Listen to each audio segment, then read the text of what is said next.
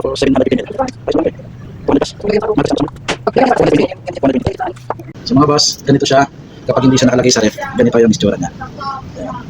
Sobrang lapot niya. Yan. Tapos papakita rin namin sa inyo kung ano naman yung itsura niya pagka ilagay na sa ref. After 24 hours, bahala kayo, maniwala kayo 24 hours, after 24 hours kukunin na natin yan. Kunin mo na siya sa, tapos tingnan natin. Nag-yellow pa yan ha. Sa ref lang yun, nasa baba lang, hindi sa freezer. Ayun, pakita mo na yung ano niya. Kung hindi na makatulog. Tulog yun pa. Siyempre, natutulog pa sila eh. Natulog ka rin, tika. Pag nalalabit yung bubuyog, natutulog sila eh. So, kayo na bahala guys, mag-isip kung ito ay pure honey or hindi. So, ganyan na siya ngayon. Hindi naman siya nag-ano. Kaso, naging ano lang siya talaga, sobrang lapot.